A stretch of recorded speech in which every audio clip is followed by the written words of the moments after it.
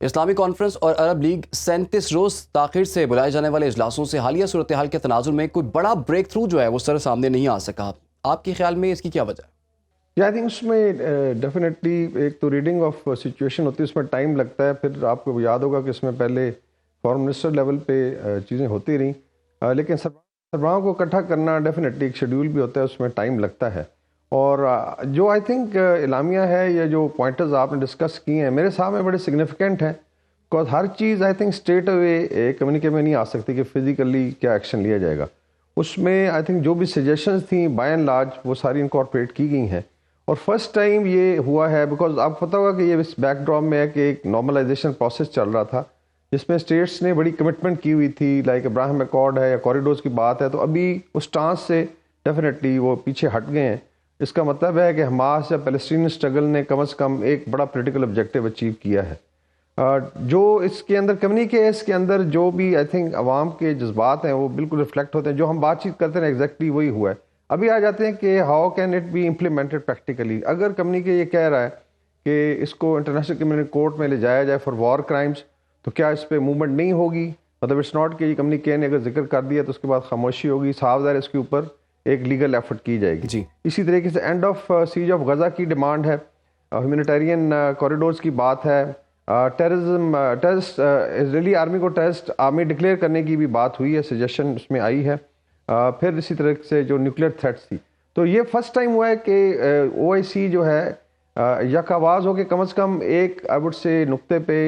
और इसमें वाकई कोई भी I think it's not only कि ये पैलेस्टीनियन मुसलमान है, एक ह्यूमैनिटेरियन आप कह लें कि कैटास्ट्रॉफ है जो सामने आ रहा है। उसने बहुत ज़्यादा प्रेशराइज किया लीडरशिप को कि वो वही बात करे जो उनके अवाम कह रहे हैं। अभी आ जाते हैं कि कैन इट बी इम्प्लीमेंटेड। मेरे ख्याल में जब कम्युनिके होता है तो एक तो पॉलिटिकल विल, कलेक्टिव विल का इजहार होता है। इसको बिल्कुल लाइट ना लिया जाए कि शायद इसके बाद लोग सो जाएंगे। आई एम श्योर इन चीज़ों के ऊपर मूवमेंट होगी, बिकॉज स्टेट प्रेशर भी फर्दर बढ़ेगा। बिकॉज इनको रिमाइंड कराया जाएगा कि कम्युनिके में आपने ये बात की है, नाउ इम्प्लीमेंटेड। तो it may take some time, लेकिन मेरे हिसाब में इसमें खुशाइंद सावधार है स्ट्रेट अवे। अभी even I think politically leadership Pakistan में भी बात कर रही है कि जो जब अमेरिका आ सकता है मिलिट्री लेके, जिस आई थिंक साजुल हक साहब ने बात की मिलिट्री, तो हम लोग क्यों नहीं कर सकते? साफ ज़ाहिर है उस स्टेज पे पहुंचने के लिए हमने हमेशा सजेस्ट किया है कि एक OIC की अपनी इस्लामिक फोर्स हो जो जाके पीस को एनफोर्स भी करे, इनको बचाए भी सी एंड इंश्योर करे कि टू स्टेट सोल्यूशन की तरफ जाएं। लेकिन शुरुआत ये हुई है, इसमें काफ़ी सारी चीज़ें जो नज़र नहीं आ रही, लाइक अरब कंट्रीज हॉस्पिटल्स उन्होंने फ़ौरन एक क्रिएट किया है बच्चों के लिए, वहाँ पे अपना रफ़ा क्रॉसिंग के पास साफ जितने बच्चे ज़ख्मी होकर आ रहे हैं। लेकिन जो अवाम के जज्बात हैं इस्लामिक वर्ल्ड में and all across the world, उसको अगर कहा जाए कि फुल्ली रिप्रेजेंट किया है उन्होंने, तो उसमें डेफिनेटली देयर इज कमी, बिकॉज एक्शन रिक्वायर्ड है। लेकिन आई फील आपके ख्याल में शुरुआत हो गई है, मूव करेंगी और कुछ दिनों के अंदर इसके नतीजे भी सामने आ सकते हैं। ये बड़ा जरूरी था कि कहा जी जॉइंट स्टांस है, तो we'll have to wait and see. बड़े मोहतात अंदाज में कुछ इस्लामिक कंट्रीज ने भी अपना जो है वो प्रोटेस्ट जो है वो दिया है। इतने डरे हुए सब लोग क्यों हैं सर? और तुर्की के सदर की हम बात कर रहे थे, वो बड़े दबंग बोलते हैं। उन्होंने भी इसराइल के एटम बॉम्ब्स की तादाद गिनवाई है और उन्होंने ये भी खदशा जाहिर किया है कि इसराइल तो एटमी हमला भी कर सकता है। तो इतना मोहतात रवैया आपको क्यों नजर आया फिर इनका?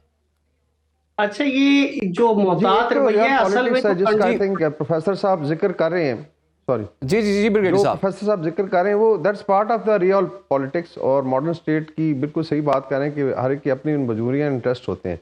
लेकिन इसमें आई थिंक जो अगर आप देखें हमास के पॉलिटिकल ऑब्जेक्टिव्स जो हैं, जितना मर्जी लेट से कोई और पार्टी उसको डिफेम करने की कोशिश करी, यूरोप तो और अमेरिका में तो वादे उठे शायद पूरी दुनिया डिवाइड हो गई है और उसमें फोर्सेज ऑफ गुड और इवल की बात हो रही, तो वहाँ पे इवन स्ट्रीट भी डिवाइडेड पॉलिटिकली।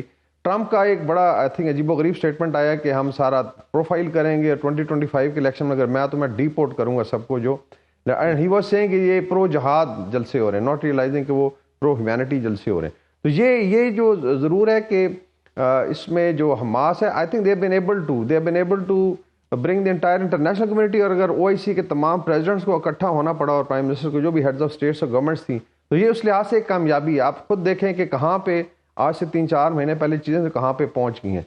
बाकी डेफिनेटली क्योंकि एक ट्रैजेक्टरी पे चीज़ें चल रही हैं, उसको भी समझें कि लेट्स सपोज के नॉर्मलाइजेशन प्रोसेस को देख लेते हैं, उसके अंदर कुछ शुरू में अरब स्टेट्स शामिल हुई, उसके बाद यूएई वगैरह इन्होंने किए, टर्की के ऑलरेडी हैं डिप्लोमेटिक रिलेशन, और फिर एक लट से एक प्लान बनाएगा कि नॉर्मलाइज करेंगे, शायद इससे पीस आ जाए, और उसके अगेंस्ट सडनली एक डिसरप्शन आती है बड़ी स्वेर किस्म की, और सारा वो सिस्टम जो डिसरप्ट होता है। साफ ज़ाहिर है इट टेक्स अ वाइल कि आपने अप्रिशिएट करना है कि अभी आपने क्या स्टांस लेना है। ये बात बिल्कुल I think agree with professor साहब कि जो कंक्रीट स्टेप्स हैं वो उस नज़र आने चाहिए लेते हुए। लेकिन 5-6 चीज़ें जो हुई हैं वही हैं जो हम बात कर रहे हैं।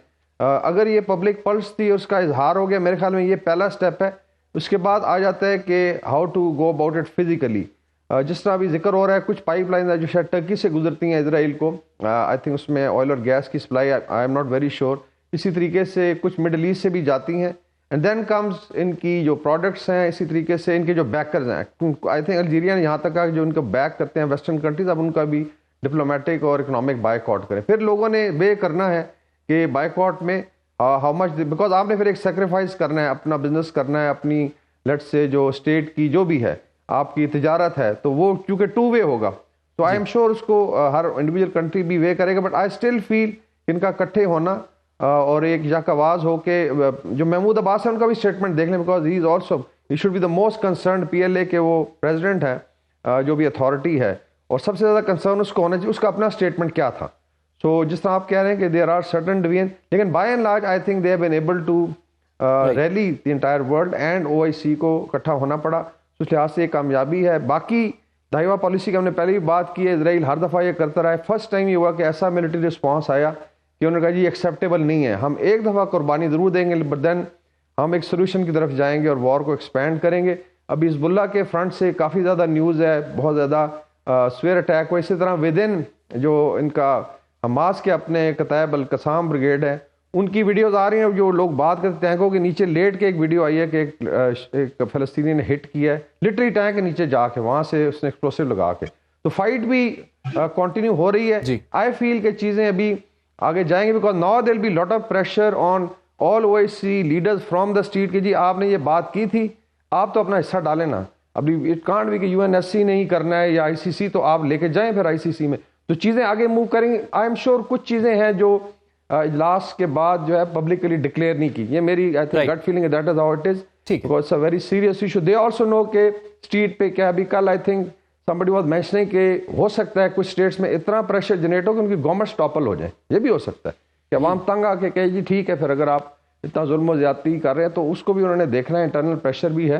तो मुझे उम्मीद है कि अगले 10 दिनों में कोई आई थिंक मेजर मूवमेंट नजर आएगी।